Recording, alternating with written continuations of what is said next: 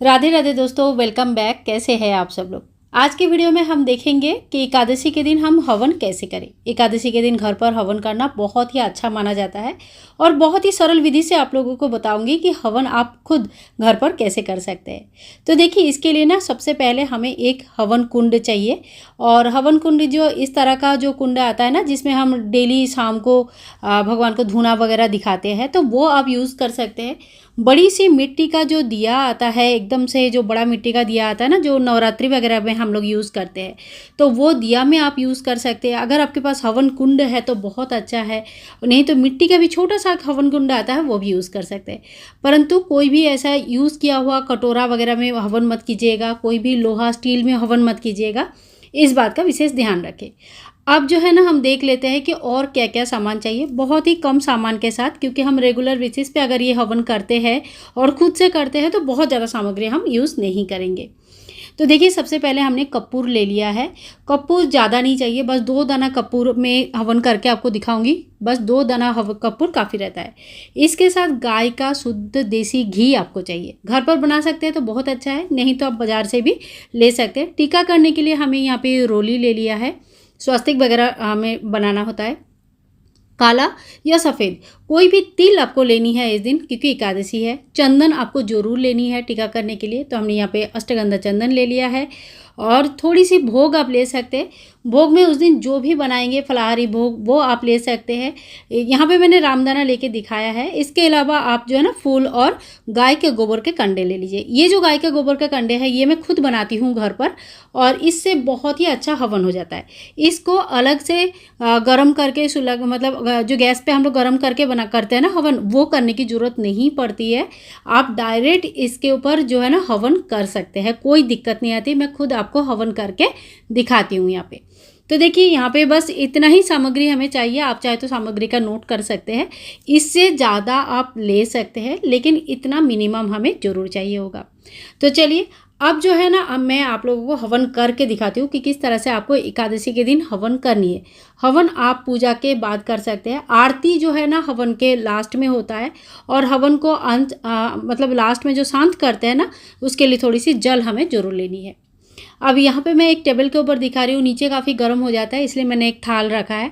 आप लोग डायरेक्ट भूमि के ऊपर कर सकते हैं। भूमि के ऊपर चंदन से, हल्दी से, कुमकुम से, ये जो है ना, आप स्वास्तिक जरूर बना लीजिए। रंगोली बना सकते हैं। मैंने यहाँ पे थाली के ऊपर जो है ना, एक स्वास्तिक बना लूँगी। सबसे पहले रोली से स्वास्तिक यहाँ पे मैं बना रही हूँ। आप रोली या चंदन या हल्दी कुछ भी यूज़ कर सकते हैं, कोई दिक्कत नहीं है।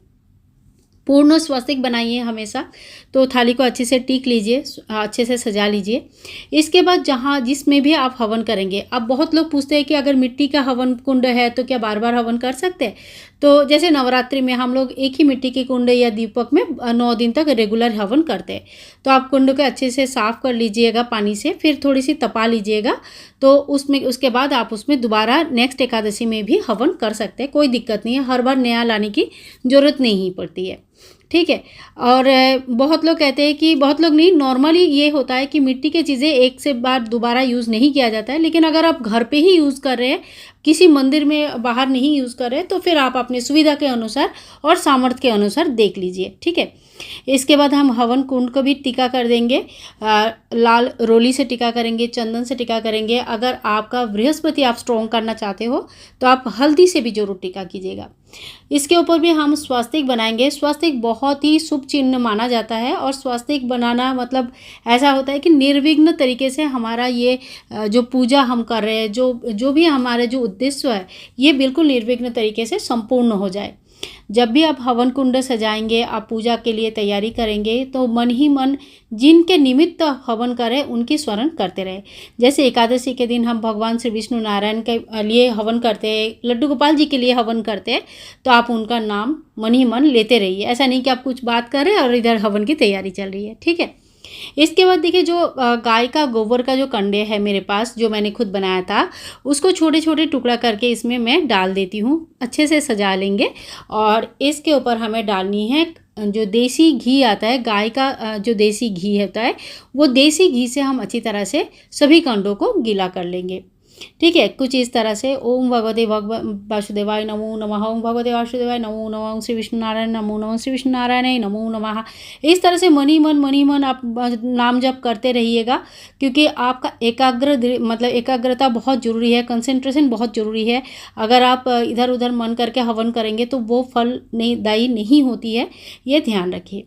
इसके बाद देखिए मैंने 2 कपूर लिया, 2 कपूर मैंने यहाँ पे प्लेस कर दिया, रख दिया यहाँ पे 2 कपूर, और फिर भगवान विष्णु जी के नाम लेते हुए थोड़ी सी फूलों से हम यहाँ पे सजा लेंगे। अगर आपके पास बहुत फूल है तो फूलों से सजा सकते हैं, नहीं तो 1-2 भी फूल है तो 1 फूल चढ़ा दीजिए। इसी तरह से हवन कुंड की पूजा होने के बाद हम अग्नि प्रज्वलित करेंगे। हे अग्निदेव, आप आइए, कृपया हमारे पूजा में आके हमारे पूजा को संपूर्ण करने, एकदम निर्विघ्न तरीके से संपूर्ण करें। भगवान को बुलाएंगे, सभी देवी देवता जिनके नाम पे भी आप हवन देंगे सभी को बुलाए कि हे भगवान, सूक्ष्म रूप से आप सभी लोग मेरे हवन, यहाँ पे मैं हवन कर रही हूँ आपके निमित्त, आप आइए हवन स्वीकार करें और हमें आशीर्वाद करें। तो सबसे पहले देखिए 2 आहुति गौरी गणेश जी के नाम पे दिया जाता है।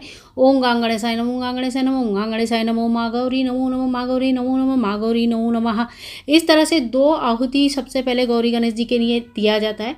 उसके बाद आप नवग्रह के लिए 9 आहुतियाँ जरूर दीजिएगा। नवग्रह स्तोत्र आता है तो बहुत अच्छा नवग्रह स्तोत्र पढ़ते हुए अपना आहुति दीजिए। नहीं आता है तो नवग्रह देवता को कल्पना करते हुए कि हे नवग्रह, मुझे आपकी कोई भी मंत्र स्तोत्र नहीं आता है, क्षमा प्रार्थी हूँ मैं, लेकिन मेरी पूजा आप स्वीकार करें। तो नवग्रह शांत रहे और आपके आशीर्वाद सदा सर्वदा हमारे ऊपर रहे। इस तरह से नवग्रह का पूजा होने के बाद जिनके निमित्त आप हवन कर रहे हैं भगवान श्री विष्णु नारायण के नाम पे, तो उनके कोई भी मंत्र लेके आप हवन कर सकते। 11, 21, 51, 108 जितनी भी आप आहुतियाँ देना चाहते हैं उतनी आहुतियाँ आप दे सकते हैं। जैसे ओम नमो भगवते वासुदेवाय नमः, इस मंत्र के साथ भी आप हवन कर सकते हैं। हरे कृष्ण कृष्ण कृष्ण हरे हरे, हरे राम राम राम हरे हरे। कोई मंत्र नहीं आता है तो बस मन ही मन ये जप करते रहिए और आहुतियाँ देते रहिए। इसके बाद देखिए जैसे हमने 108 या 21 जितनी भी हवन में आहुति देना था उतना दे दिया। इसके बाद हम भोग प्रसाद चढ़ा देंगे। यहाँ पे मैंने खाली एक रामदाना दिखाया है, बस डेमो वीडियो है, लेकिन आप उस दिन ना ज़रूर थोड़ा सा माखन मिश्री या उस दिन जो भी फलाहारी भोग आप बनाएंगे वो हवन में ज़रूर अर्पण करें। कहते हैं कि इससे डायरेक्ट भगवान को पहुँच जाते हैं। इसके बाद देखिए काला या सफ़ेद तिल, जो भी तिल आपके पास है भगवान को चढ़ाना होता है, तो तिल को भी थोड़ी सी जो है ना हम घी में डुबो के फिर भगवान को आहुति देंगे। तो देखिए इसी तरह से तिल को थोड़ा सा हाथ में ले लिया, घी में डुबोते हुए ओम श्री विष्णु नारायण नमो नमः, श्री विष्णु नारायण नमो नमः, श्री विष्णु नारायण नमो नमः। कम से कम 3 बार आप आहुति इस तरह से दीजिए। आप ज़्यादा भी दे सकते हैं, 5 बार 7 बार भी दे सकते हैं। ठीक है, तो इस तरह से हमने भगवान को आहुति दे देते हैं। कहते हैं कि इससे भगवान को डायरेक्ट पहुँच जाते हैं, घर की शुद्धिकरण हो जाता है। जो धुआं आता है, जो खुशबू आती है पूरे घर में, तो नेगेटिविटी कम हो जाती है, नेगेटिव एनर्जी बिल्कुल भी कम हो जाती है। तो घर में अगर आपको डर लग रहा है, कोई भी किस्म का आपको ऐसा कुछ गलत लग रहा है, अच्छा नहीं लग रहा है, डिप्रेशन जैसा फील हो रहा है, कुछ भी ऐसा चीज़ जो आपको लग रहा है कि ये सही नहीं है, तो आप रेगुलर बेसिस पे अगर हवन करते हो तो ये सारी चीज़ें धीरे धीरे कम होने लगती है। देखिए कोई चीज़ मैजिक नहीं होती है, तो आप अपने विश्वास के साथ जब कोई चीज़ करते हो तो उसके इफेक्ट हमें ज़रूर देखने के लिए मिलता है। हवन होने के बाद हाथ में थोड़ी सी जल हम ले लेंगे, जल के आचमन कर लेंगे, अर्घ दे देंगे। इसे कहते हैं अग्नि को शांत करना। जब हम अग्नि प्रज्वलित करते हैं तो बहुत तपी हुई रहती है, बहुत गर्म होता है। तो जैसे होलिका पूजन में भी आप लोगों ने देखा होगा, कोई भी आरती में आप लोगों ने देखा होगा, जब भी हम अग्नि प्रज्वलित करते हैं हाथ में थोड़ी सी जल लेके हमें अग्नि को शांत करना रहता है। हवन कुंड के अंदर कभी जल नहीं डाला जाता है, चारों तरफ से गोल घुमा के भूमि पे छोड़ दिया जाता है। लास्ट में आप हाथ जोड़ करके एक बार माफ़ी जरूर मांग लीजिए कि हे भगवान, मंत्र तंत्र नहीं आता है, जो भी मुझसे हो पाया मैंने किया, आप कृपा करके मेरी सारी जो भी गलती हमसे हो गई है इसके लिए आप हमें माफ़ जरूर कर दीजिएगा। बस इसी तरह से बहुत ही सरल विधि से आप जो है ना एकादशी की हवन कर सकते हैं। और भी अगर आपको हवन विधि देखना है तो आप ज़रूर चैनल के साथ जुड़े रहिएगा। और एक बात आपको खास बताती हूँ, एकादशी के हवन में चावल यूज़ मत कीजिएगा और जो हवन सामग्री है वो भी यूज़ मत कीजिएगा, क्योंकि उसमें भी जो है ना चावल रहता है और एकादशी में चावल यूज़ नहीं होती है। ठीक है, तो जितनी सामग्री मैंने अलग से आप लोगों को दिखाया है ऐसी ही सामग्री का यूज़ होता है। इसमें कोई भी ऐसे मिक्सचर वाली चीज़ यूज़ नहीं होता है जिसमें चावल वगैरह होने का चांसेस होता है। हवन कुंड को कभी भी जल से, फूंक से, हवा से बिल्कुल नहीं बुझाना चाहिए। ये अपने आप शांत होता है। जब शांत हो जाता है तो बहुत ही अच्छा खुशबू आती है और एक धुआं निकलता है। ठीक है, ये धुआं काफ़ी देर तक निकलती रहती है। आप ये जो धुआं निकलता है इसको पूरे घर में घुमाइए। सबसे पहले तो आपने जिन भगवान के सामने पूजा किया है, लड्डू गोपाल जी, लक्ष्मी नारायण जी, राम दरबार, तो उनको दिखाइए, अपने मंदिर में दिखाइए, अपने घर के सभी कोनों में इस धुआं को घुमाइए। यकीन मानिए इसकी जो खुशबू है बिल्कुल मंदिर जैसा लगता है। ऐसा लगता है किसी मंदिर में आके हम लोगों ने हवन के साथ, मतलब मुझे भी तो अभी तक खुशबू आ रही है जब तक मैं ये वॉइस ओवर दे रही हूँ आप लोगों को। और इसके बाद ना इस हवन को पूरे घर में घुमाइए, नेगेटिविटी एकदम कम हो जाएगी। तो दोस्तों आज का वीडियो आप लोगों को कैसे लगा ज़रूर बताना। और अगर वीडियो में कुछ भी आप लोगों को अच्छा लगा, थोड़ा सा भी कुछ पसंद आया, तो प्लीज़ वीडियो को लाइक करें, शेयर करें और ज़्यादा से ज़्यादा शेयर करें, ताकि बाकी सभी हमारे जैसे जो हाउसवाइफ है, जो घर में ही पूजा पार्वण करना पसंद करते हैं और करते भी है, उनके लिए थोड़ा सा हेल्पफुल हो जाए। मिलूंगी नेक्स्ट वीडियो में, तब तक के लिए सभी भाई बंधुओं को बाय बाय, राधे राधे।